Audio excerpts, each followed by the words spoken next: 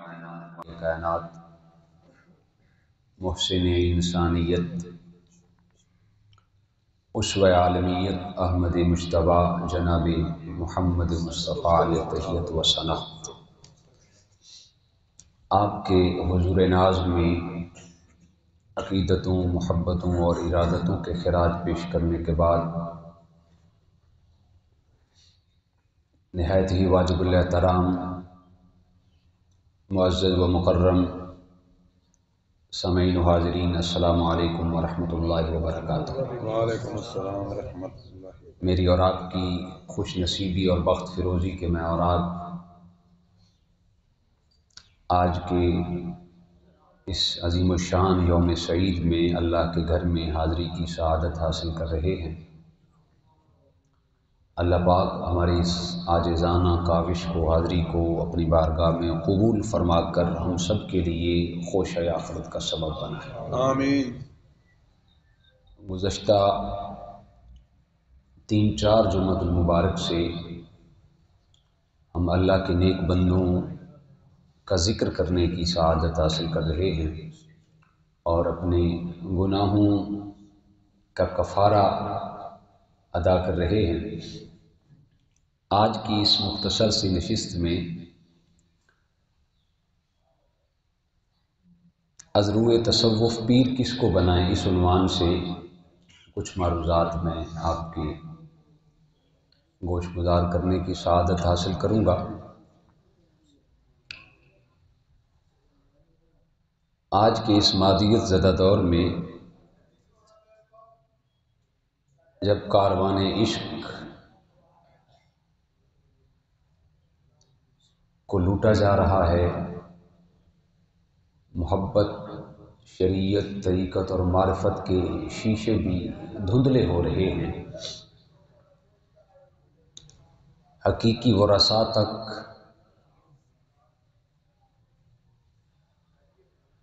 ان کی چاہتوں کا مدار نہیں پہنچ رہا الا قلیل، تو اس دور حاضر میں اس عنوان کا، اس موضوع کا انتخاب از حد ضروری ہے۔ ہمارے دامن فسق و فجور سے، بغض اور کینے اور حسد سے لبریز ہو چکے ہیں۔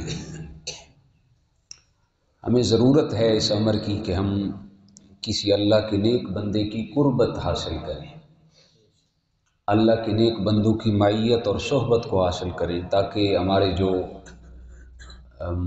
من کے سطور میلی ہو چکی ہیں ان کو ہم صاف کریں، ان کو مصفح کرنے کا سامان کریں۔ کچھ تو ابھی اس سوچ میں ہے کہ ہمیں اس راستے کا، اس مشرب کا مسافر بننا بھی چاہیے کہ نہیں، اور کچھ عرصہ پہلے اس مشرب کے، اس کاروان عشق کے مسافر بنے ہوئے ہیں، لیکن وہ بھی تک سوچ و بچار میں ہیں، پتہ نہیں ہم منزل تک پہنچ چکے یا نہ پہنچے، اور کچھ منزل کو حاصل کر کے منزل مقصود تک بھی پہنچ چکے ہیں۔ سعادت مندی اور خوش نصیبی کی انتہا۔ اچھا، اس کاز کے لیے ہم کوشش کرتے ہیں، تگ و دو کرتے ہیں، محنت کرتے ہیں، جد و جہد کرتے ہیں کہ ہم اس راستے پر گامزن ہوں، کسی اللہ کے نیک بندے کی قربت کو حاصل کریں، اللہ کے نیک بندے کی صحبت کو حاصل کریں، معیت کو حاصل کریں۔ اس کے لیے ہم سفر کرتے ہیں تو بسا اوقات ہمارا سفر بیکار اور ریگاں جاتا ہے۔ تھوڑی اس کی ایکو تھوڑی کم کریں۔ ہمارا سفر بیکار اور ریگاں جاتا ہے، ریپیٹ بھی، کیونکہ ہم نے اپنے ذہن میں جو اسٹیچ تیار کیا ہوا ہے وہ اس راہ کے قابل نہیں ہوتا، جو ہم نے سوچ رکھا ہوتا ہے وہ اس کے مطابق نہیں ہوتا، جس کو ہم نے دل بھر مان لیا ہوتا ہے وہ تو دل کے ارادوں سے بھی واقف نہیں ہوتا۔ اس کاز کے لیے جب ہم کوشش کرتے ہیں تو اس میں دھوکہ بھی ملتا ہے، اور کچھ لوگ بغیر دھوکے کے کامیاب بھی ہوتے ہیں۔ اس میں قصور ہمارا اپنا ہوتا ہے کہ ہمارے ذہن کے تفکر اور توجیہات کا مرکز اور محور ہماری سوچ کے مطابق ہوتا ہے۔ ہم نے اپنے بیاف پہ ایک ذہن کے اندر خاکہ بنا رکھا ہے، پیر ایسا ہونا چاہیے، پیر ایسا ہونا چاہیے، جو طریقت کا راہ رو ہے وہ ایسا ہونا چاہیے، جو مشرب تصوف کا رہنما ہے وہ ایسا ہونا چاہیے۔ یہ ہماری ذہنی توجیہات ہوتی ہیں جس کی وجہ سے ہمیں دھوکہ بھی ملتا ہے، ہمیں پہچان نہیں ہوتی اللہ کے نیک بندے کی، اس کے خالص پن کی پہچان نہیں ہوتی۔ اس کے لیے حضور جان کائنات صلی اللہ علیہ وسلم نے بے شمار مواقع پہ اپنے فرامین کے ذریعے، قرآن مجید میں اللہ تعالیٰ نے اپنے فرامین کے ذریعے اللہ کے نیک بندوں کی نشانیاں اور معرفتیں اور ان کی پہچان کو باور کرایا۔ حضور علیہ السلام نے ایک موقع پہ حضرت عبادہ بن صامت روایت کرتے ہیں کہ حضور کے غلاموں نے عرض کی، یا رسول اللہ وہ اللہ کے نیک بندے کون ہیں جن کا آپ اکثر ذکر کرتے رہتے ہیں؟ حضور جان کائنات صلی اللہ علیہ وسلم نے ارشاد فرمایا، اذا رأوا ذکر اللہ، جن کو دیکھ کے اللہ یاد آ جائے تو سمجھ لیں وہ اللہ کا نیک، وہ اس قابل ہے کہ اسے پیر بنا لیا جائے۔ آج کے اس دور کے تناظر میں، اس وقت کے ان لمحات سعید کے تناظر میں، فنا فی الشیخ، فنا فی الاستاد، فنا فی الرسول، اور فنا فی اللہ، جامع المعقول والمنقول، شیخ الحدیث والتفسیر، استاذی و استاذ العلماء، استاذ الاساتذہ، کشتہ عشق رسول حضور سیدی امیر المجاہدین حافظ علامہ خادم حسین رضوی رحمۃ اللہ تعالی علیہ، اس حوالے سے دیکھا جائے تو ان کے چہرے کو دیکھنے سے واقعتاً خدا یاد آ جاتا ہے۔ کل سے ان کا عرس شروع ہے، حضور سیدی امیر المجاہدین کا ہفتہ، اتوار اور پیر، یہ 3 دن عرس ہوگا۔ انشاءاللہ ہم حاضر ہوں گے۔ اس مرد کلندر کی بارگاہ میں جانے سے اللہ کا قرب میسر آتا ہے۔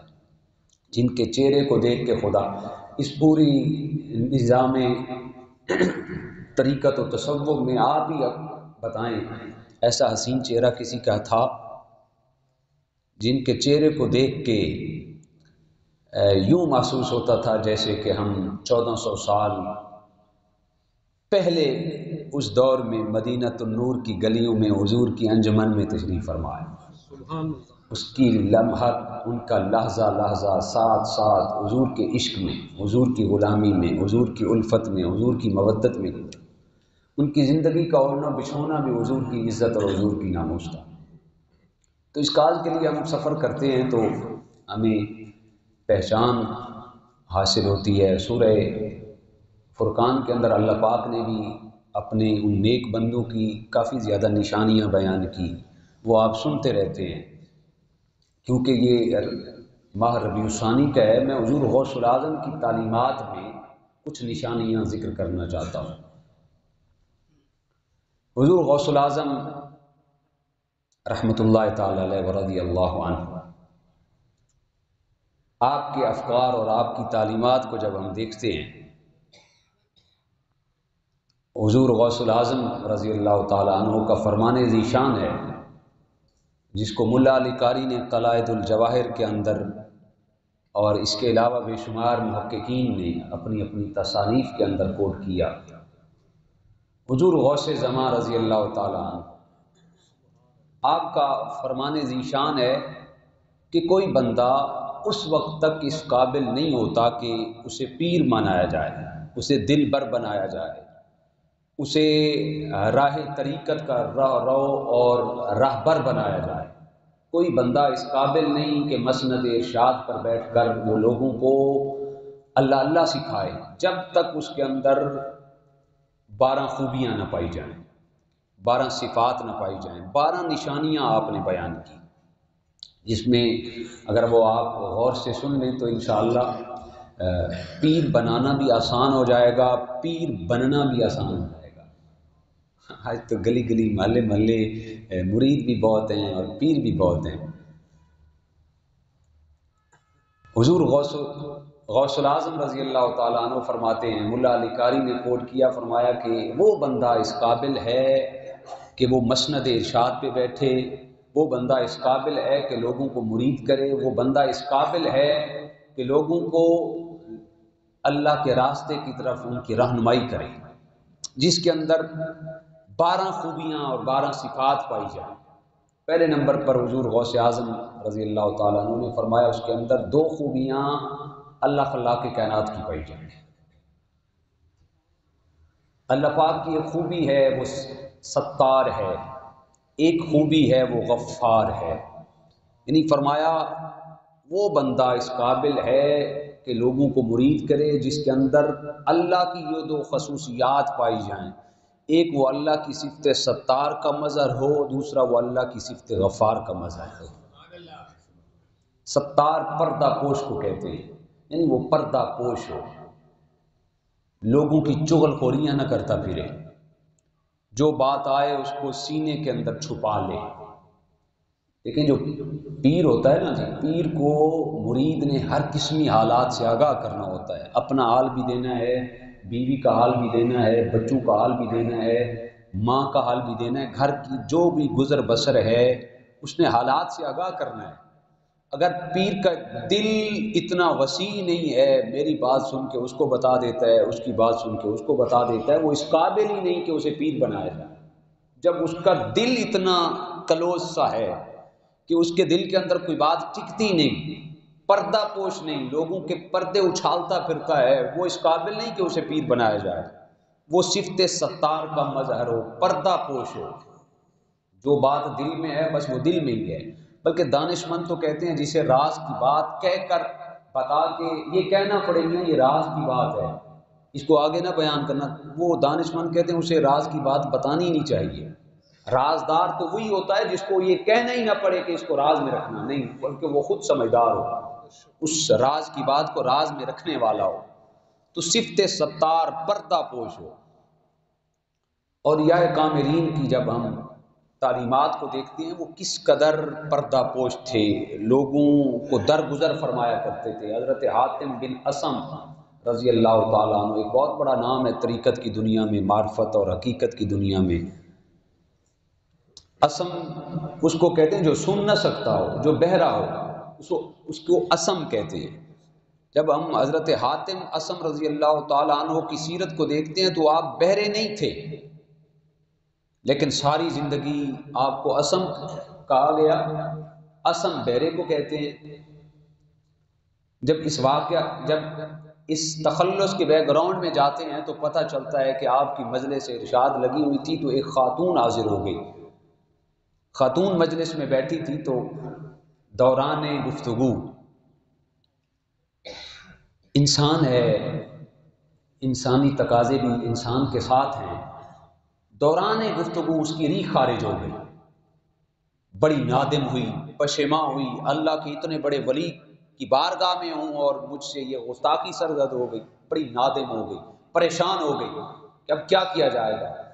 حضور حضرت حاتم بن اسم رضی اللہ تعالیٰ عنہ نے اس کے دل کی دنیا کو بانک لیا، دل کی دنیا سے آگاہ ہوئے یہ عورت پریشان ہے، نادم ہے کہ مجھ سے کیا غلطی سرزد ہو گئی۔ تو اس کی خفت کو، اس کی پریشانی کو ختم کرنے کے لیے، اس کی خفت کو مٹانے کے لیے آپ نے کان پہ ہاتھ رکھ کے کہا، اے خاتون ذرا اونچی کہہ، کیا کہہ رہی ہے، میں کم سنتا ہوں، ذرا اونچی بول، کیا کہہ رہی ہے۔ اس کو یہ تاثر دیا جس کی وجہ سے تو پریشان ہے میں نے وہ سنی نہیں، اس کو یہ تاثر دیا کہ تیری پریشانی جس کی وجہ سے ہے وہ تو میں نے سنی ہی نہیں، یہ تاثر دیا، اے خاتون ذرا اونچا کہہ، میں نہیں سنتا۔ اور پھر ساری زندگی آپ نے بہرے ہو کے گزار لی کہ کبھی اس خاتون کو پتہ چلے گا تو نادم اور پشیماں ہو جائے گی، پریشان ہو جائے گی۔ تو حالانکہ آپ سنتے تھے لیکن ساری زندگی اس عورت کی پشیمانی کو ختم کرنے کے لیے آپ نے ساری زندگی بہرے بن کے گزار دی۔ اللہ کے نیک بندے ایسے ہوتے ہیں. آج تو چغلیاں کرتے پھرتے ہیں اور مسند ارشاد پہ بیٹھے ہیں اور پتہ نہیں کیا سے کیا دنیا نے سبز رنگی مچا رکھی ہے. فرمایا حضور غوث العظم نے فرمایا وہ اللہ کی صفت ستار کا مظہر ہو وہ ولی ہو سکتا ہے، اس کے علاوہ کوئی بندہ ولی نہیں ہو سکتا. دوسری صفت غفار کا مظہر ہو، بخش دینے والا ہو. دوران سلوک سالک سے بڑا کچھ ہو جاتا ہے، کیونکہ وہ بیچارہ تربیت کے مراحل سے گزر رہا ہوتا ہے. جب استاد شاگرد بیٹھے ہوتے ہیں تو شاگرد سے غلطی نہیں ہوتی ہے. تو دوران سلوک سالک سے غلطیاں ہوتی ہیں، اس بات کو دل پہ گرا لگا لے تو کیا پیری اور کیا مریدی. اس کا دل بڑا ہونا چاہیے، ظرف وسیع ہونا چاہیے، لوگوں کو معاف کر دینے کا جذبہ ہو اس کے اندر. اور اس حوالے سے جب آقا کائنات کی تعلیمات اور سیرت کو دیکھتے ہیں، حضور کی بارگاہ میں ایک قبیلہ کے کچھ لوگ قیدی ہو کے حضور کی بارگاہ میں آئے. ان قیدیوں میں زمانے کے بہت بڑے سخاوت اور فیاضی میں مشہور شخصیت حاتم طئی کی بیٹی طے بھی ان قیدیوں کے اندر تھی. میرے آقا کے سامنے لایا گیا تو حاتم طئی کی بیٹی کہنے لگی کہ اے محمد آپ مجھے جانتے نہیں ہیں، میں عرب کے مشہور قبیلے کے سردار کی بیٹی ہوں، جن کے دروازے سے کبھی بھوکے واپس نہیں پلٹتے تھے، جن کے دروازے سے کبھی دکھی درد پریشان ہو کے واپس نہیں لوٹتے تھے. جو مانگنے آتا اسے مانگنے سے ثواب ملتا. ایک دروازہ کیا، دو کیا، تین کیا، 40 دروازوں سے بھی کوئی ہو کے آتا تو میرا باپ وہ تھا جو کبھی کسی کو جھڑکتا نہیں تھا. میرے آقا کے چہرے پہ تبسم آیا. حضور نے فرمایا اے خاتون، یہ تو ساری صفات متقی اور مومن کی ہیں. اگر تیرے باپ کے اندر یہ خصوصیات تھی تو وہ تو بڑا نیک بخت تھا. حضور جانے کائنات صلی اللہ علیہ وسلم نے اتنا فرمایا اور حضور نے فرمایا میرے غلاموں اس خاتون کو چھوڑ دو، اس خاتون کو رہا کر دو. جب حضور نے اس کو رہا کیا تو وہ جا رہی تھی اور آقا کائنات کے کرم خسروانہ کے قصیدے پڑھتے جا رہی تھی. ابھی تھوڑی ہی دیر گزری، اپنے بھائی کو لے کے واپس آئی، کہنے لگی اے بندہ نواز، آپ کی ان اداؤں نے مجھے تو اپنا گرویدہ بنا لیا ہے، مہربانی فرمائیں مجھے کلمہ پڑھا کے دائرہ اسلام میں داخل کر. سبحان اللہ. وہ بخش دینے والا. حضور فتح مکہ کے موقع پہ دیکھیں اور مشائخ اعظام اولیاء کرام کی زندگیوں کو دیکھیں، وہ اکثر معاف کر دیا کرتے تھے، لوگوں کی باتوں کو دل پہ گرا نہیں. آج تو ہمارے ہاں تو پیروں کا مزاج ہی کچھ الگ ہے جی. ہٹو پجو نسو پجو 6 7 10 گارڈ رکھے ہوتے ہیں جو سائڈ پہ لوگوں کو کر رہے ہوتے ہیں. پیچھے ہو جاؤ، پیر صاحب کا مزاج بڑا نازک ہے. جس نے دل کے دکھڑے سننے ہی نہیں اس نے حل کیا کرنے ہیں؟ جو لوگوں کو اپنے قریب ہی نہیں آنے دیتا اس نے حل کیا کرنا ہے؟ لیکن مریدوں نے تو آنا ہے، انہوں نے دکھڑے سنانے ہیں. جو اس قابل نہیں کہ لوگوں کے لیے ٹائم نہ نکال سکے، اسے کوفت محسوس ہوتی ہو، وہ اس قابل نہیں کہ اسے مسند ارشاد پہ بٹھایا جائے، اسے پیر بنایا جائے. فرمایا صفت ستار کا مظہر ہو اور صفت غفار کا مظہر ہو. اور فرمایا 2 خوبیاں اس کے اندر حضور جانے کائنات صلی اللہ علیہ وسلم کی پائی جائیں، ایک رفیق ہو، دوسرا شفیق ہو. رفاقت کے آداب کو جانتا ہو، شفیق ہو، شفقت کرنے والا ہو، ماتھے پہ تیوریاں لانے والا نہ ہو، لوگوں سے اکتا نہ جائے، اس کے اندر شفقت کا مادہ پایا جائے، رفاقت کا مادہ پایا جائے. اللہ اکبر، کتنی شفقت ہونی چاہیے.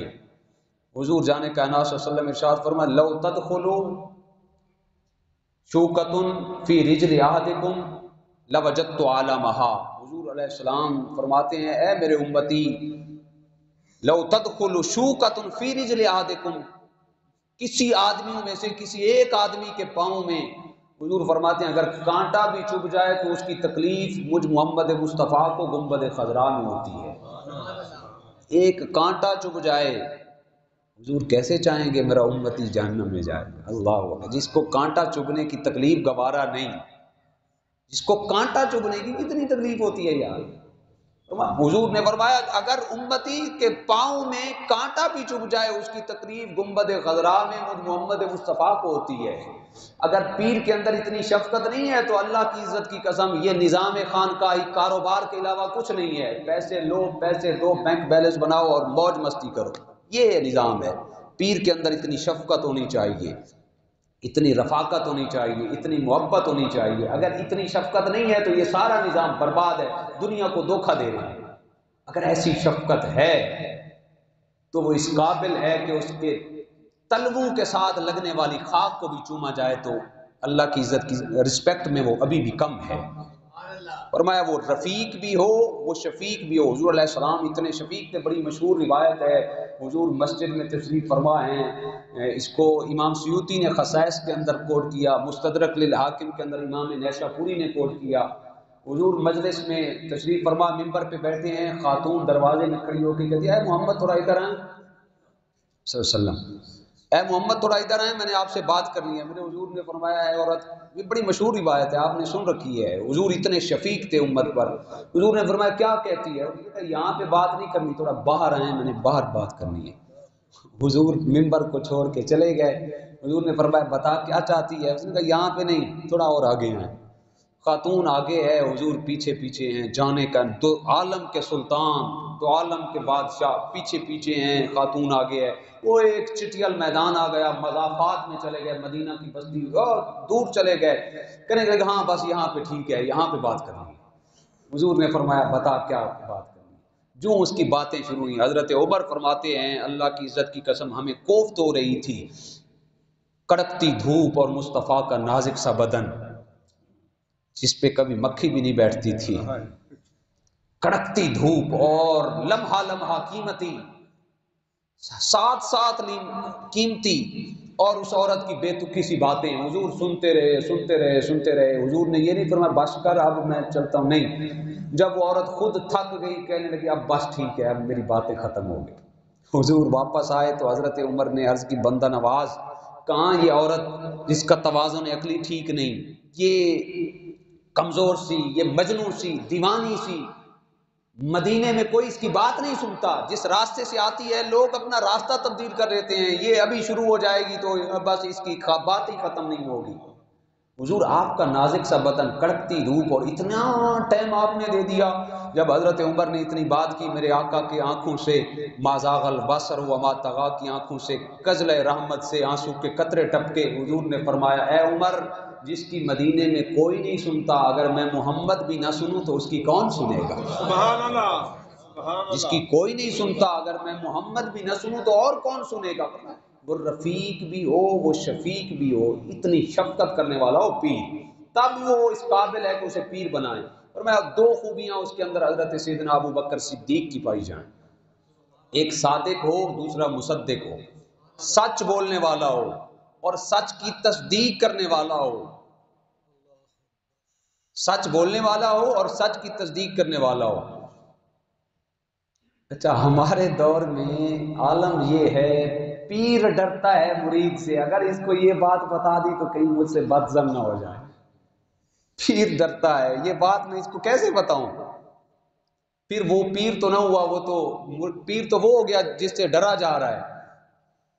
حضور کی بارگاہ تو صحابہ نے عرض کی یا رسول اللہ مومن بخیل ہو سکتا ہے؟ فرمایا نہیں، مومن بخیل نہیں ہو سکتا، مومن کی شان یہ ہے وہ سخی ہوتا ہے۔ حضور مومن بزدل ہو سکتا ہے؟ فرمایا نہیں، مومن بزدل نہیں ہو سکتا، مومن کی شان یہ ہے، سنن ترمذی کی روایت، حضور نے فرمایا مومن کی شان یہ ہے کہ وہ بہادر ہوتا ہے، ہو سکتا ہے کبھی بزدلی ہو جائے، ہو سکتا ہے کبھی کنجوسی کر جائے، لیکن شان یہ نہیں ہے، مومن سخی ہوتا ہے اور مومن بہادر ہوتا ہے۔ تیسرے نمبر پہ صحابی نے عرض کی حضور مومن جھوٹا ہو سکتا ہے؟ فرمایا نہیں، مومن جھوٹا تو ہرگز ہو ہی نہیں سکتا۔ فرمایا جس کے اندر تین خوبیاں پائی جائیں، تین کام اس کے اندر پائے جائیں، تین اسپیکٹ پہلو اس کے اندر پائے جائیں، قیامت کا دن ہوگا اللہ اس کا حساب آسان کرے گا، اسے جنت میں داخل فرما لے گا۔ عرض کی یا رسول اللہ وہ کون سی تین خوبیاں؟ حضور نے فرمایا سل من قطع، جو تم سے تعلق توڑے تم اس کے ساتھ تعلق جوڑو، وات من حرما کا، جو تمہیں محروم رکھے تم اسے عطا کرو، اور ہمیشہ سچ بولو۔ یہ تین خوبیاں جس آدمی کے اندر پائی جائیں قیامت کا دن ہوگا اللہ اس کے حساب میں تخفیف کر کے اسے جنت عطا فرمائے. سبحان اللہ. صادق بھی ہو اور مصدق بھی ہو، سچ بھی بولتا ہو اور سچ کی تصدیق بھی کرتا ہو. دو خوبیاں جناب عمر فاروق کی پائی جائیں، امر بالمعروف اور نہی عن المنکر، نیکی کا حکم دینے والا ہو اور برائی سے روکتا ہو. پیر نے کہاں برائی سے روکنا ہے، پیر تو خود ہی ان برائیوں میں مبتلا ہے. الا قلیل، کچھ لوگ ایسے ہیں جو ابھی بھی اس مسند ارشاد پہ جو صحیح معنوں میں ورثاء ہیں وہ اس کے وارث ہیں. حضرت عمر فاروق کو ابو لؤلؤ فیروز مجوسی نے جب زہر سے بجھا ہوا خنجر مارا نا، آپ زخمی حالت میں، آپ کو گھر لایا گیا، آپ بستر علالت بستر مرگ پہ تھے، سانسیں ٹوٹ رہی تھیں، داعی اجل کو لبیک کہنے والے تھے، وقت آخر تھا. ایک انصاری نوجوان حضرت عمر کا پتہ لینے کے لیے آیا، حضور آپ کی طبیعت کیسی ہے؟ حضرت عمر فاروق نے دیکھا کہ اس کی جو تہمت تھی وہ نیچے زمین پہ کھسک رہی تھی. اس دور میں اس کو تکبر سمجھا جاتا تھا کہ وہ نیچے زمین پہ وہ سلوار یا تہمت لٹکا کے چلتے اور اس بات پہ بڑا فخر محسوس کرتے. حضرت عمر سانسیں ٹوٹ رہی ہیں، بستر مرگ پہ ہیں، امر بالمعروف اور نہی عن المنکر کا عالم، اور پاس یہ ہے. پوچھا گیا حضور آپ کی طبیعت کیسی ہے؟ تو حضرت عمر فاروق فرمانے لگے میاں میری طبیعت تو ٹھیک ہے، اگر تم اپنی سلوار یا تہمت کو تھوڑا اوپر کر لو، ایک تو تمہارے کپڑے بھی صاف اور پاک رہیں گے، دوسرا تجھ سے خدا بھی راضی ہو جائے، خدا بھی راضی. اس قدر امر بالمعروف اور نہی عن المنکر کا پاس. دو خوبیاں جناب عثمان غنی ذوالنورین کی پائی جائیں کہ وہ رات کو عبادت کرنے والے ہوں اور دن کو اٹھ کر سخاوت کرنے والے ہوں. رات کو عبادت کرنے والے، وہ بے شمار عبادت جناب عثمان غنی اور دیگر اولیاء کبار کا یہ معمول تھا. جناب غوث الاعظم نے 40 سال عشاء کے وضو سے نماز فجر ادا کی، عشاء کے وضو سے. اس کا مطلب یہ ہرگز نہیں کہ جو رات عشاء کو وضو کیا تھا نماز پڑھ کے سو گئے، وضو نہیں ٹوٹا اسی سے نماز فجر پڑھ لیں. نہیں، ارے بابا بات کا مطلب یہ ہے کہ عشاء کا وضو کیا، نماز عشاء پڑھی، ساری رات قال قال رسول میں گزر گئی، ساری رات تسبیح و تعلیل میں گزر گئی، ساری رات اللہ اللہ کرتے گزر گئی، اسی وضو کے ساتھ تہجد پڑھی اور اسی کے ساتھ نماز فجر ادا کی. اللہ کے نیک بندوں کا وطیرہ والذین یبیتون لربہم سجدا وقیاما، وہ اپنی راتیں کبھی سجدوں میں گزار دیتے ہیں، کبھی رکوع میں گزار دیتے ہیں، کبھی قیام میں گزار دیتے ہیں، اور صبح اٹھ کے سخاوت کرتے. یہ اللہ کے نیک بندوں کا مزاج ہوتا ہے. کوئی بندہ ان کے دروازے پہ آئے تو خالی نہیں جاتا، روح کی بھی قوت دیتے ہیں، من کی بھی قوت دیتے ہیں. بابا بلے شاہ نے کہا نا، اٹ کڑ کے دکڑ وجے تے تتا ہوئے چلا، آن فقیر رج رج کھامن تے راضی ہوئے بلا. یہ فقیروں کا مزاج ہوتا ہے، لوگ ان کے دروازے پہ آئیں، کھائیں، گولیاں بھر بھر کے جائیں. تو فرمایا دو خوبیاں جناب مولا کائنات علی المرتضیٰ کی پائی جائیں، ایک عالم ہو، دوسرا بہادر ہو.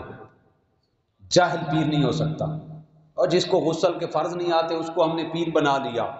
جو 6 مہینے نہایا نہیں، فٹ پاتھ پہ بیچارہ سویا، وہ بال دیکھنے کے نہیں ہے، کپڑے لٹے پرانے، اور ہم نے اس کو پیر بنا لیا. اور کئی ایسے پڑھے لکھے لوگوں کو ہم دیکھتے ہیں ہاتھ باندھ کے کھڑے ہوتے ہیں، بابا جی ابھی وجد میں ہیں، یہ بیدار ہوں گے تو ہم عرض کریں گے. نہیں، عالم ہو اور بہادر ہو. علم نور ہے، اگر نور نہ ہو تو جہالت کے پردے نہیں کھل سکتے. جناب سید الطائفہ جنید بغدادی رضی اللہ تعالیٰ عنہ فرماتے ہیں من تزہد بغیر علم فقد مات بالکفر. جو علم کے بغیر زہد کرتا ہے، علم کے بغیر عبادت میں مصروف رہتا ہے، اس کا خاتمہ، اس کا جناب والا وقت مرگ کفر پر ہونے کا خطرہ ہے. علم اتنا ضروری ہے. ایک روایت میں حضور جان کائنات صلی اللہ علیہ وسلم نے ارشاد فرمایا، ایک عام آدمی پر جو عابد ہو، زاہد ہو، متقی پرہیزگار ہو، اس پر ایک عالم کو اتنی فضیلت ہے جس طرح ایک عام آدمی پر مجھ محمد مصطفیٰ کو فضیلت حاصل ہے.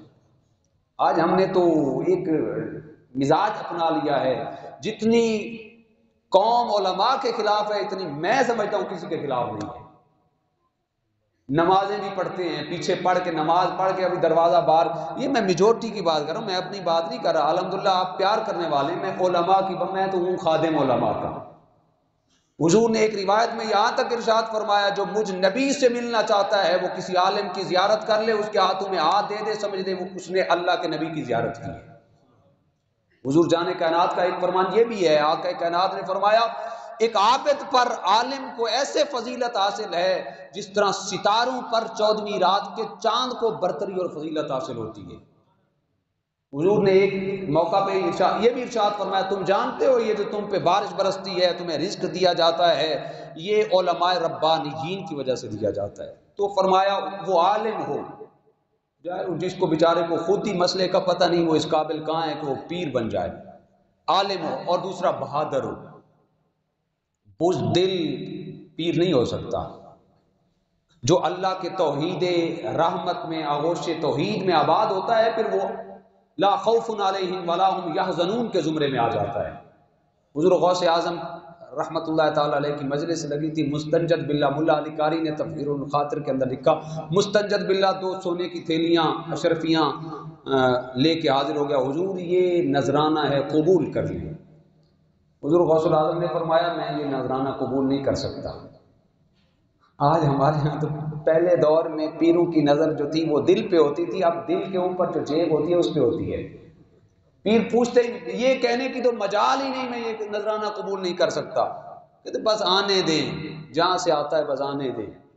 حضور غوث اعظم نے فرمایا یہ نذرانہ میں قبول نہیں کر سکتا۔ حضور کیوں نہیں کر سکتے؟ مہربانی کریں قبول کر لیں، یہ پیر کی ذمہ داری ہے، اگر نذرانہ قبول کرنا بھی چاہیے۔ ایسا نہیں ہے کہ ان کی کوئی فیکٹریاں لگی ہوئی ہیں علماء کی، پیروں کی، مشائخ کی، علماء اولیاء کی، یہ فیکٹریاں نہیں لگی، کچھ ہیں جو صاحب ثروت ہیں لیکن وہ آپ لوگوں کے تعامل سے چلتے ہیں۔ بھائی ساڑھے کوئی ٹرک نہیں چلتے، صدقے محمد سڑے بال پہ پل دے وہ ایک حافظ اکبر ملتانی تھے، وہ یہ کہتے ہوتے تھے۔ غوث اعظم نے فرمایا یہ میں نذرانہ قبول نہیں کر سکتا۔ حضور کیوں نہیں کرتے؟ فرمایا نکل جا میری مجلس سے، میں نے یہ نذرانہ قبول نہیں کرتا۔ حضور اگر آپ نے قبول نہ کیا تو بادشاہ ناراض ہو جائے گا۔ آپ نے فرمایا یہ لے تھیلی مجھے دے۔ آپ نے تھیلی پکڑی اور ہاتھ میں ایسے نا تو دیا، جب تو دیا تو خون کے تازہ قطرے ٹپکنا شروع ہو گئے۔ آپ نے فرمایا نکل جا لانتی، یتیموں کا حق مار کر میری دربار میں نذرانے چڑھانے کے لیے آ گیا ہے، سود کا پیسہ مجھے دینے کے لیے آ گیا ہے، مجھے یہ نذرانہ قبول نہیں ہے۔ فرمایا اگر قرابت رسول کا مجھے لحاظ نہ ہوتا، کیونکہ وہ عباسی خاندان میں سے تھا، حضرت عباس بن عبد المطلب کی اولاد میں سے تھا، فرمایا اگر مجھے قرابت رسول کا لحاظ نہ ہوتا میں تو دیتا جاتا، یہاں تک کہ خون اتنا نکلتا اس خون کے اندر تیرا محل تباہ و برباد ہو جاتا۔ پیر کا یہ حق بنتا ہے جب مرید نذرانہ دے تو پوچھے یہ نذرانہ کہاں سے لے کے آیا ہے، کہیں غریبوں کا حق مار کے تو نہیں آیا، یتیموں کا حق تو نہیں ہے، کہیں یہ پیسہ ڈبل شاہ سے تو ہو کے نہیں آیا، کہاں سے آیا ہے؟ لیکن نہیں، ایسا مزاج ہی نہیں ہے، بہادر ہونا چاہیے۔ اور یہ جو پیری مریدی کے اندر نذرانے کا کنسپٹ ہے، معذرت کے ساتھ یہ نذرانے کا کنسپٹ یہ ہے پیر ماں کی حیثیت رکھتا ہے۔ بڑے لوگ ہوتے ہیں جو پیر کو یہ حوال دے کے جاتے ہیں حضور مہربانی کریں دعا کریں میں غریب ہوں، تو نذرانے کا کنسپٹ یہ ہے پیر ماں کی حیثیت ہوتا ہے، کچھ اولاد امیر ہوتی ہے کچھ غریب ہوتی ہے، پیر امیروں سے لے اور غریبوں کو دے دے، یہ نہیں ہے کہ ادھر سے آئے اور ادھر اور بینک والے نہیں، امیروں سے لے کر غریبوں کو دیا جائے، یہ نذرانہ ہے۔ سارے مریدوں سے نذرانے پھر قبول کیے ہی نہیں جاتے، کوئی کسی کو دیا بھی جاتا ہے۔ علامہ اقبال رحمۃ اللہ تعالی علیہ کے ہاں ایک پیر آ گیا، تو اس پیر کے مرید کو خبر ہوئی کہ میرے پیر صاحب جو ہیں وہ علامہ اقبال کے مرید، اقبال کے کاشانے پہ ٹھہرے ہوئے ہیں۔ اس وقت علامہ اقبال مکلوڈ روڈ پہ رہتے تھے اور یہ مرید قلعہ گجر سنگھ میں رہتا تھا، دوڑ کے حاضر ہو گیا کہ علامہ صاحب کے پاس میرے پیر آئے ہوئے ہیں۔ سلام دعا کرنے کے بعد کہنا حضور دعا کریں، مرید پیر صاحب کو کہنے لگا دعا کریں، 100 روپیہ مجھ پر قرض ہے۔ اس دور کی بات ہے، 100 روپیہ بڑی ایک ٹھیک ٹھاک رقم تھی، 100 روپیہ مجھ پر قرض ہے دعا کریں۔ دوسرا بیٹی کا رشتہ بھی کرنا ہے، رشتے والے رشتہ مانگ رہے ہیں، 100 روپیہ قرض ہے، حالات بڑے ماٹھے ہیں کمزور ہیں، آپ دعا کریں۔ پیر صاحب نے دعا کر دی، جب دعا کر لی تو وہ جانے لگا، اس نے جیب میں ہاتھ ڈالا اور 10 روپے نکال کے پیر صاحب کو نذرانے میں تھما دیے، یہ پیر صاحب نذرانہ ہے۔ جب اس نے نذرانہ دیا تو علامہ اقبال مسکرانا شروع ہو گئے، زیر لب مسکرائے لیکن محسوس نہ کرایا، بڑا تھوڑا سا مسکرائے۔ مرید چلا گیا تو پیر صاحب نے کہا اے علامہ صاحب مسکرا کیوں رہے تھے؟ حضور میں تو آپ کی دعا کی قبولیت میں مسکرا رہا تھا۔ علامہ اقبال نے فرمایا میں آپ کی دعا کی قبولیت میں مسکرا رہا تھا۔ پیر خوش ہو گیا، علامہ بھی میری دعا کا قائل ہو گیا، لیکن علامہ اقبال نے جب کہا کہ حضور میں تو آپ کی دعا کی قبولیت میں مسکرایا، کہا وہ کیسے؟ کہا جب دعا نہیں کی تھی تو 100 روپے کا مقروض تھا، دعا کر لی تو 110 کا مقروض ہو گیا۔ یہ نظام ہے۔ تو یہ پیری مریدی کے اندر نذرانہ بالکل ہونا چاہیے۔ حضور کی بارگاہ میں بھی تو تحائف پیش کیے جاتے، نذرانے پیش کیے جاتے۔ میرے آقا کے پاس تو 6 مہینے گزر گئے، حضور علیہ السلام کے پاس ایک نیا کرتا نہیں تھا، ایک کرتا تھا وہ بھی اس پر پیوند لگے ہوئے تھے۔ ایک دن صحابی نیا کرتا بنوا کے عالی شان ٹھاٹ باٹ کا کرتا بنوا کے آئے، حضور یہ آپ پہن لیں تو میں بڑا خوش ہو جاؤں گا۔ حضور نے وہ پہن لیا۔ جب آقا نے وہ کرتا پہنا تو ایک صحابی سے راہ نہ گیا، اس نے عرض کی بندہ نواز کرتا بڑا خوبصورت لگ رہا ہے، آپ یہ مجھے عطا فرما دیں، آپ یہ مجھے عطا فرما دیں۔ تو حضور جانے کائنات صلی اللہ علیہ وسلم نے وہ کرتا اسی لمحے اتار کر اس صحابی کو دے دیا۔ صحابہ اس کو کوسنے لگے، کیا کر دیا ہے تو نے؟ 6 مہینوں کے بعد تو حضور نے نیا کرتا پہنا تھا۔ اس نے کہا تم کرتے کو دیکھ رہے ہو، میں اس کے ساتھ لگی نسبت کو دیکھ رہا ہوں۔ تو صاحبان طریقت و محبت و مودت جن کے اندر یہ 12 خوبیاں پائی جائیں، ایسا نہیں ہے کہ آج کے اس دور کے اندر اللہ کے نیک بندے ملتے نہیں ہیں، کمی ہے تو ہمارے ڈھونڈنے میں کمی ہے۔ ایسے لوگوں کو ڈھونڈیں جس کے اندر یہ خوبیاں پائی جائیں، جن کے اندر یہ صفات پائی جائیں۔ ایسے لوگوں کو ہم ڈھونڈیں جن کے جہاں قدم لگ جائیں اللہ کی رحمتوں کا نزول ہوتا ہے، جن کی زندگی سے لوگوں کو ہدایت کا درس ملتا ہے۔ ایسے لوگوں کو ڈھونڈیں جن کے لبوں سے نکلے ہوئے الفاظ نکلتے بعد میں ہیں، ان کی تاثیر لوگوں کے دلوں پر پہلے منکشف ہو جاتی ہے۔ اللہ ہم سب کو نسبتوں پر زندہ رکھے اور نسبتوں پر موت عطا فرمائے۔ وآخر دعوانا